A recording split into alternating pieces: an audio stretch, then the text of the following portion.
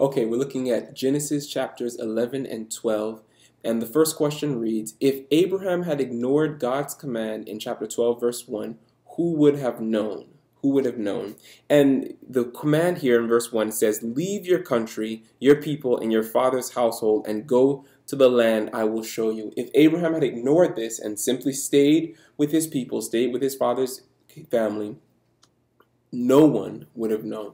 Only Abraham and God would have known. And this brings out a great point about many of God's commands to us. There are many things that God speaks to us, that God impresses upon us, that God reveals to us, that it's only between us and God. And if we disobey and rebel against that, only God and ourselves will know.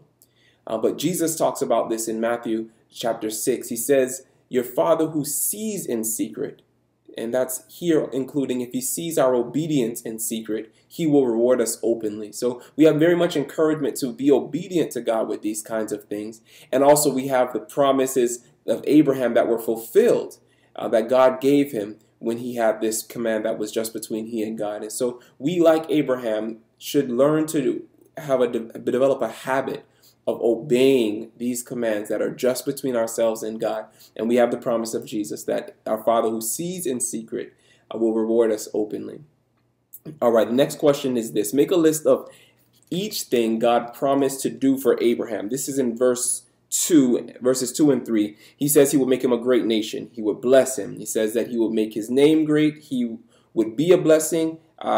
He will bless those who bless him, and he would curse those who curse him. That's 6. And all peoples of the earth will be blessed through him. Verses 2 and 3 have 7 promises of God that would happen if Abraham would obey this command of God to leave his land, his country, and his people. If you skip down, though, also in verse 7, he says, to your offspring I will give this land. So that's an 8th thing that God promises to Abraham right in these passages.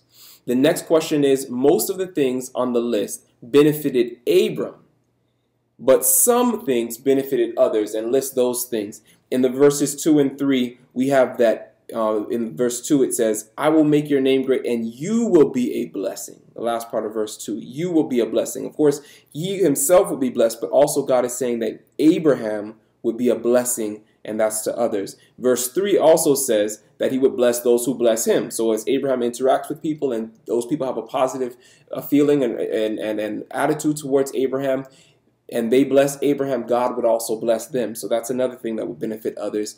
And finally, he says that all peoples on the earth will be blessed through you. The next question says, as children of Abraham, how can these apply to us? The promises of God to Abraham, yes, they speak of amazing blessings and amazing benefits of being Abraham's descendants. And we all like that. Everyone likes to know that God has promised us blessings and God has promised to make us great and all these things. But as we saw here, many of the things God promised was to benefit others.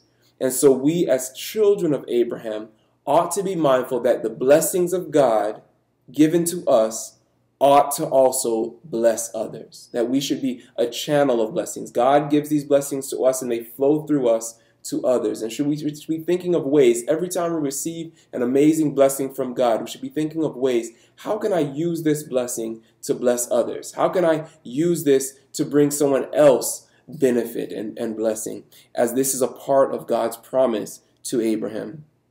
The next question goes back to chapter 11. It says, according to chapter 11, after Shem, what was the general age for men to have children? So Shem, and this is in chapter 11, in verse 10, it says Shem was 100 years old, and then he has a son, Arphaxad. But if you look in verse 12, Arphaxad was just 35 years old when he had his child, and his child, Shelah, when he was, in verse 14, when he was 30, he had his child. Verse 16 says Eber was 34. In verse 18, Peleg was 30. Then we have 32 years in verse 20. We have in verse 22, we have 30 years. In verse 24, we have 29 years. So on average, the people were having children in their early 30s. That seems to be the case here, that in their early 30s, people were having children, which is not dissimilar from what we experience today. People usually have children in their 20s and up to their early 30s. And so Abram is now at the point of this promise in chapter 12. Abram is 75 years old. That's according to verse 4. Abram was 75 years old. when God makes this promise that he's going to have, that's in verse 7, that your offspring will receive this land. So the next question is, how do you think this impacted his confidence in God's promises? Now, Abraham was human, just like you and I. And God makes this promise to him that he's going to have descendants, that he's going to be a great nation. He says that through you, all peoples of the earth will be blessed. How is this going to come to pass if Abraham is now twice the average age of those who had children? And from chapter 11, it says very explicitly in verse 30, now Sarai, his wife, was barren and had no children. How is this going to come true?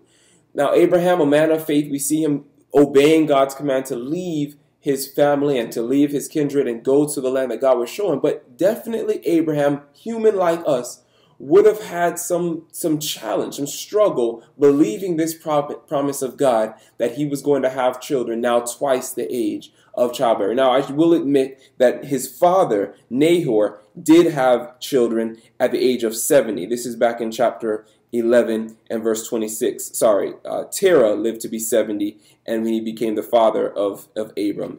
Nahor is actually one of his brothers. But it is true that he had children later in life. But still, the average age was in the early 30s. And so it would have been difficult for Abram to believe that. Add on to that now the next question. Number 8. After obeying God's command and going to the land, what caused Abram to leave and go to Egypt? And the question again, how do you think this impacted his promise? Back in chapter 12 again, verse 10 says, now there was a famine in the land. And that's in the land of Canaan. Abram had left, obeyed God's promise, gone to the land of Canaan, lived there for some time, and then now there's a famine. And the verse says, and Abram went down to Egypt to live there for a while because the famine was severe. So it was not a small famine. It says the famine was severe. Let's go a little deeper into the story. We have Abram has this promise from God. He gets up and leaves his family, leaves his kindred, and goes to this land that God would show him. He doesn't go alone. He takes his wife. He takes also Lot. He takes others that he had with him in his clan here. And they're going to this land. They're going with the promise of God that God was going to bless them. They're going to be a great nation, that his name would be great. He has all of these promises from God. But when they get into the land, of course they rejoice. They even raised up an altar and praised God, called on the name of the Lord there. But then after a little while, maybe a week, maybe a month, a few months, they realize that there's a famine in the land. Now, famines take a while to manifest themselves, so it would be months and probably going into a year or more than a year. Going into realizing that we're not going to live long if we stay in this land. But where's the God who promised to bless us? Where's the God who said he was going to make us great? Where's the God who gave us all these big promises?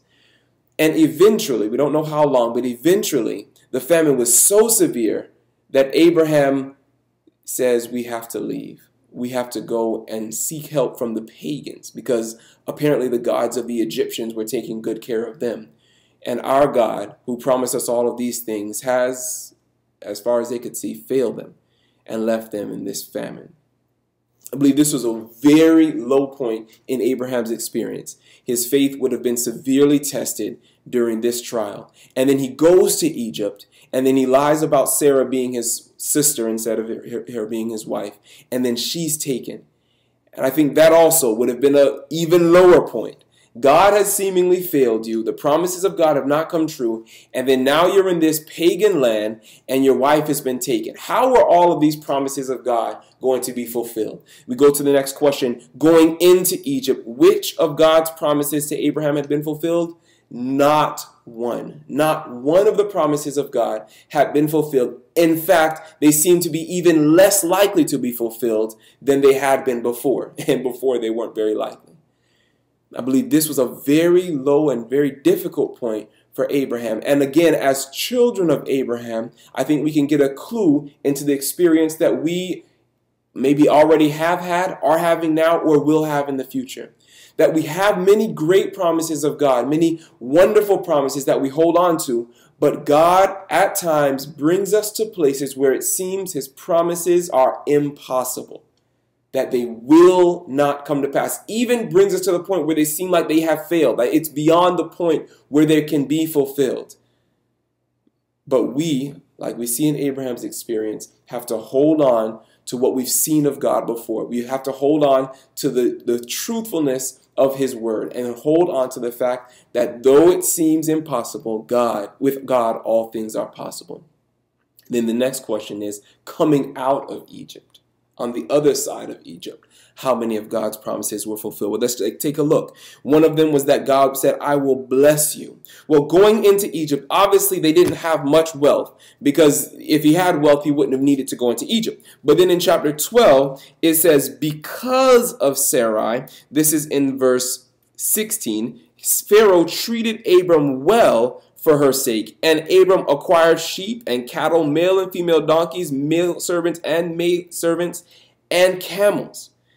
And then in chapter 13, verse 2, it says, Abraham had become very wealthy in livestock and in silver and in gold. So coming out of Egypt, whereas going into Egypt, he was poor and in need because of the famine. Coming out of Egypt, now he's wealthy, in the words of chapter 13, verse 2, very wealthy. That, I think, qualifies for the promise of God saying, I will bless you. Also, he says, your name will be great. Well, definitely, in chapter 12, verse 17, it says the Lord inflicted serious diseases on Pharaoh and his household because of Abram's wife, Sarai. Now, if all of the Egyptians, this great, powerful kingdom, if all of the Egyptians knew that was because of this man, Abram's sake, that they had been afflicted with these great plagues, definitely, I think that will qualify for saying he had a great name. Egypt was great, and the gods of Egypt were thought to be great. But if this God was above the gods of Egypt, and this God was only known by the name of the God of Abraham, I think that qualifies for saying the name of Abram was great. And also in verse 3, we see that God promised in chapter 12, God promised that whoever curses you, I will curse. And I think it's likely to say that if you take someone's wife, that's cursing them. And God cursed the Egyptians because Pharaoh cursed, in this sense, Abram. And so we see here many of the promises of God now are fulfilled in coming out of Egypt.